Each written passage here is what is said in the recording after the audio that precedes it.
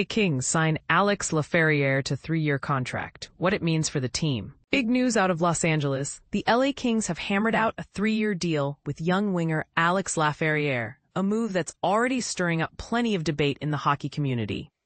Are the Kings locking in a future star at a bargain, or taking a gamble on potential that's yet to be proven? Let's break down what's actually going on. And yes, there's a twist most fans aren't talking about. Multiple sources around the NHL report that Laferriere, still a restricted free agent, is putting pen to paper for 3 seasons. Frank Saravalli's sources peg the contract's average annual value at $4.1 million.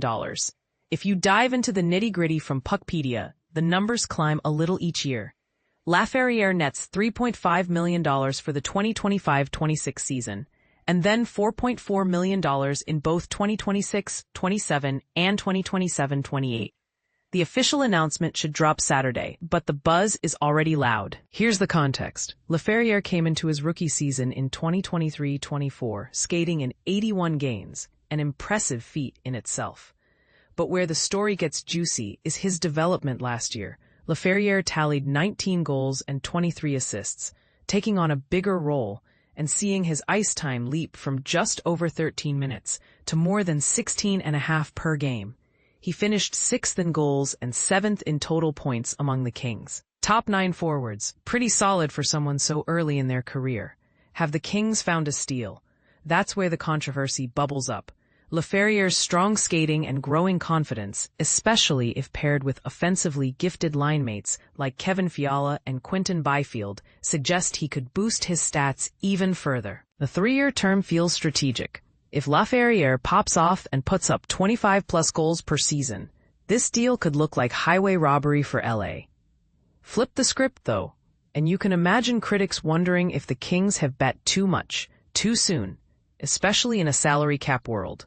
General Manager Ken Holland, who took the reins recently, said back in June that finding a fair, short-term contract was the goal. He sounded certain it would get done before training camp kicked off. He wants to be here, Holland explained, describing Laferriere as a versatile, responsible player who can slot up and down the lineup, chip in on checking lines, and deliver in key moments. But do those intangibles translate to true star power?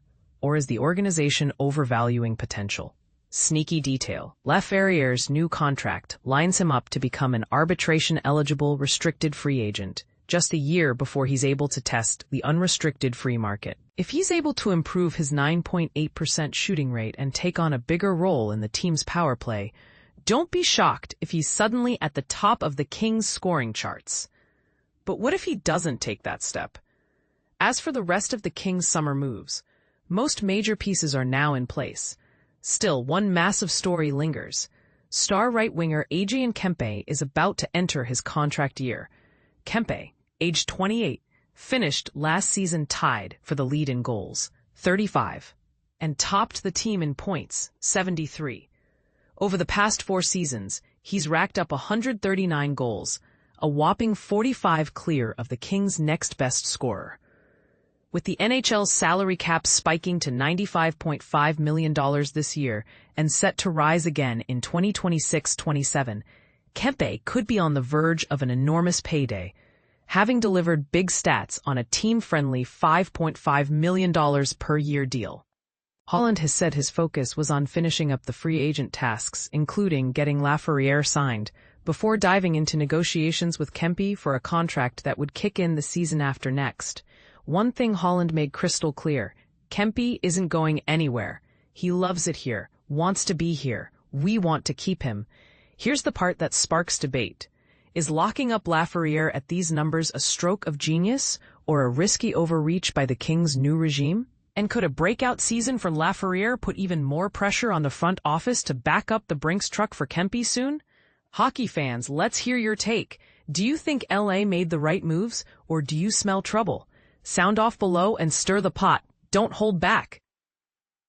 Alex Laferriere signs 3-year, $12.3 million contract with Los Angeles Kings, NHL News. In a move that has fans buzzing, Alex Laferriere has inked a lucrative 3-year deal with the Los Angeles Kings, valued at a whopping $12.3 million.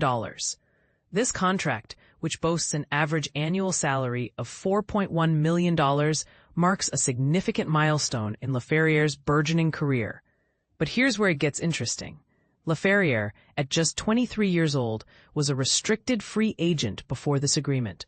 Last season, he achieved personal bests in goals, assists, and total points, scoring 19 goals, providing 23 assists, and amassing 42 points over 77 regular season games.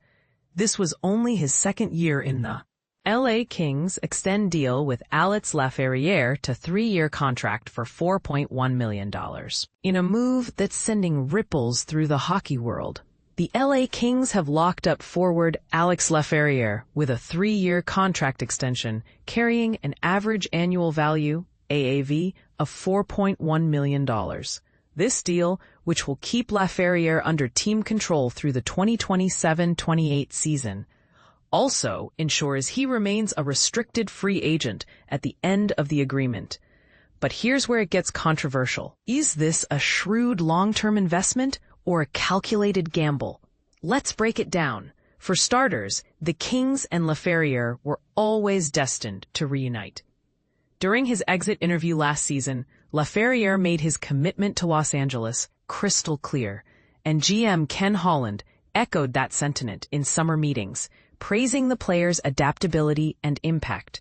This wasn't just a business decision. It felt personal. Both sides recognized the value in keeping Laferriere's development on track, by avoiding a deal that would have taken Laferriere to unrestricted free agency. The Kings sidestepped potential volatility in the salary cap landscape. And this is the part most people miss. The $4.1 million cap hit is actually a bargain in today's market, especially when you consider Laferriere's 2024-25 season. Last year, he narrowly missed the 20-goal mark while proving himself as a Swiss Army knife in the top 9. Whether playing alongside Kopitar and Kempe or Byfield and Fiala, Laferriere consistently created scoring chances, even when the goals didn't always fall. His underlying numbers, check out this deep dive for specifics, suggest he's just scratching the surface of his potential. Imagine what he could do with another season of chemistry with Byfield and Fiala, two players who thrive in high-traffic areas. For Laferriere, the timing is perfect. A 3-year deal gives him financial stability while positioning him to capitalize on the inevitable salary cap spike in 2028-29. Right now, the cap is projected to rise by millions annually, and Laferriere's current contract reflects that trajectory. This isn't just about today's money. It's about securing a foundation for a potentially record-breaking contract down the line. And let's be honest, if he continues developing at this rate, 20-goal seasons could become his new normal. The Kings roster is now fully locked in for 2025-26, with roughly $2.5 to $3 million in cap space remaining. That flexibility is huge, especially with training camp battles still determining the final 3 roster spots.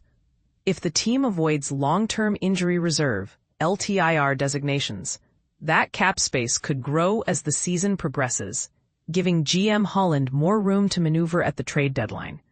But the real question on everyone's mind is, what's next for Adrien Kempe? With 1 year left on his contract, the Kings and Kempe are both eager to find common ground. The timing is critical. Kempe is one of the last players eligible to sign an 8-year deal before the next CBA limits max terms to 7 seasons. Will the Kings take the long view and commit to Kempe for the long haul? Or will they opt for a shorter, more flexible deal? Here's the thing. This isn't just about contracts. It's about building a dynasty. Laferriere's extension shows the Kings are willing to bet on young talent, while Kempe's situation highlights the delicate balance between security and flexibility. As the summer unfolds, one question will linger. Are the Kings crafting a championship contender, or just another mid-tier team with high hopes? We'll see. What do you think? Is Laferriere's contract a win for both sides, or is the Kings' gamble about to backfire? Drop your thoughts in the comments below.